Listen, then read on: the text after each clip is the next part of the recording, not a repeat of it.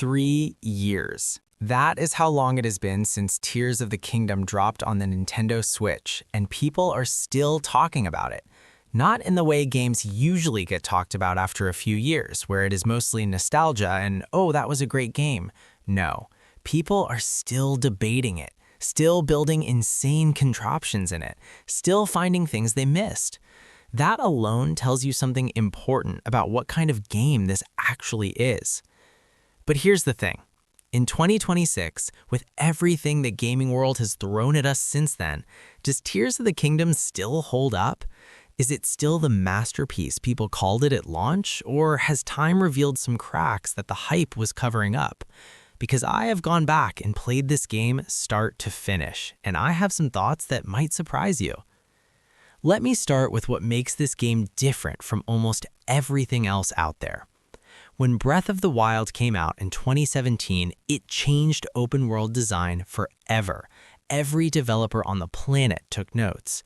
6 years later, Nintendo had to follow up their own revolution, and instead of playing it safe, they went even further.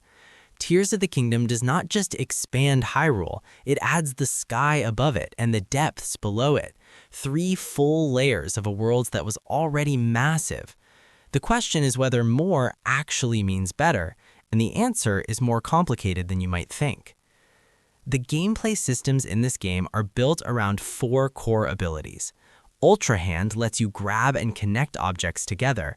Fuse lets you attach things to your weapons and arrows. Ascend lets you phase straight up through ceilings. And Recall lets you reverse the movement of any object in time. On paper, these sound like neat tricks.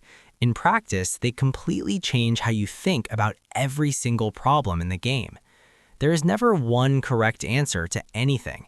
If you want to cross a river, you can build a raft, fly over it, freeze a current of water and run across, or find some completely ridiculous workaround that makes total sense in the moment. The freedom is real, and it never feels fake or limited. The building system using Ultra Hand is where a huge portion of players spent most of their time, and honestly, that is not even a criticism. Watching someone build a fully functional airplane out of wooden planks, a fan, and some wings they found lying around feels genuinely creative in a way very few games have ever achieved. Nintendo gave players a physics sandbox disguised as a Zelda game, and the community ran with it in directions nobody expected. 3 years later, people are still posting builds, and that says everything about how deep the system actually goes. Combat in Tears of the Kingdom is satisfying in a way that is hard to explain unless you have felt it. The fuse system changed everything about weapons. In Breath of the Wild, weapon durability was one of the most complained about mechanics in any game from that generation. Here, instead of removing it, Nintendo made it the point. You are constantly picking up materials and thinking about what to attach to what. A regular stick becomes a fire sword, an arrow becomes a tracking missile. Your basic weapons become tools for experimentation. The combat itself is fast, reactive, and works on multiple levels depending on your enemy. Some enemies require you to think. Some just require you to hit them really hard with a rock glued to a stick, which is equally valid. The story is where opinions genuinely split, and I want to be honest with you about this. The main narrative of Tears of the Kingdom is told mostly through memories scattered across the world, which was the same approach used in the previous game. The difference is that this time, the story is actually trying to do something emotionally heavy. The relationship between Link and Zelda and what Zelda does in this game is genuinely moving if you engage with it.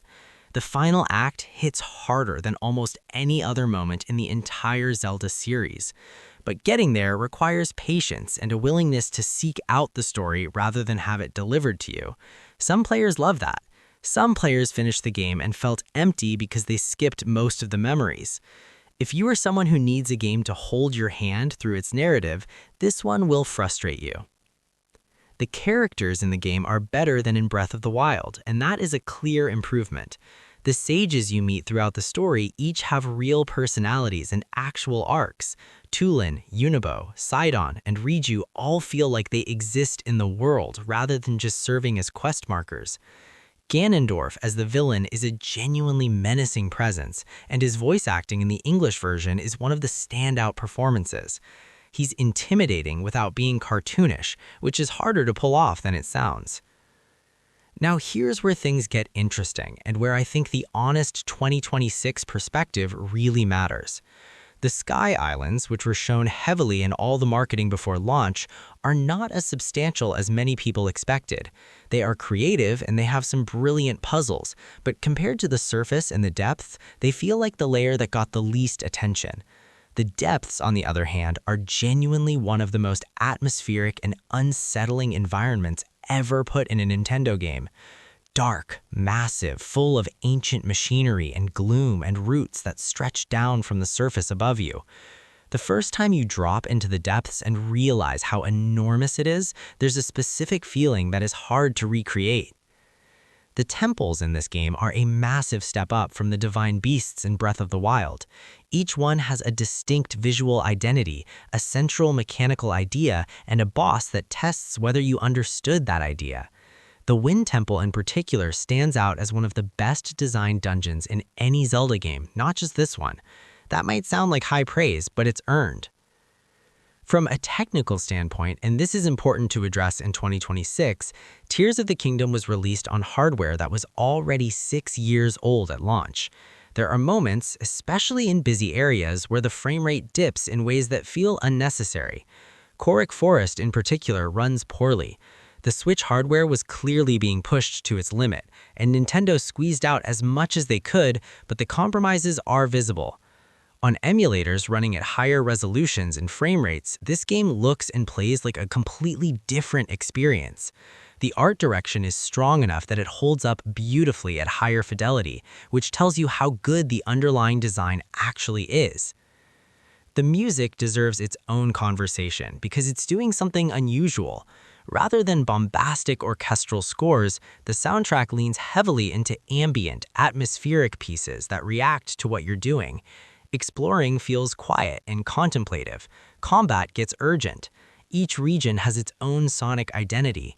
Some people found this underwhelming compared to older Zelda games, but play it with headphones and pay attention, and you realize the music is always working, just subtly. The Hyrule Castle theme and the main story cutscene music are where the composers really let loose, and those moments land. Comparing Tears of the Kingdom to open-world games released since 2023, there are technically games with better graphics, more detailed weather systems, and larger maps, but very few of them have systems that interact with each other as organically as this one does. The difference between a big open world and a truly reactive open world is the difference between a backdrop and a playground. This game is a playground. The replayability is genuine. A second playthrough with different knowledge changes how you approach every puzzle and every encounter. Players who went back found shortcuts and solutions they never considered the first time. The side quests and shrine puzzles add dozens of hours of content that varies in quality but never feels like filler in the way that open-world checklist content often does. If there are real weaknesses, they are these. The cooking and inventory systems feel cluttered and dated compared to modern games that have refined those ideas. The pacing in the early hours can feel slow for players who are new to this style of game, and the story, as mentioned, demands effort from the player to fully appreciate. Tears of the Kingdom earns a 4.5 out of 5. Not a perfect 5 because the Sky Islands underdeliver, the technical performance on original hardware has always had rough edges, and the story requires a patience that not every player will have. But 4.5 feels exactly right for a game that genuinely expanded what open-world design could be, delivered emotional payoff in its final hours, and 3 years later still has people loading it up and finding new things to try. In a gaming landscape that sometimes forgets that systems and creativity matter as much as graphics and budget, Tears of the Kingdom is a reminder of what happens when a developer builds something that trusts players to be smart, curious, and willing to experiment. If you have never played this, 2026 is actually a great time to start. You can find it cheap, the community has built incredible guides, and the experience of discovering what this game actually is has not faded at all. If this review helped you make up your mind or reminded you why you loved this game, drop a like on the video. Subscribe if you want more honest breakdowns like this one. Share it with someone who is on the fence about whether to pick it up, and leave a comment telling me what your favorite build or moment from the game was. Genuinely curious what people remember most.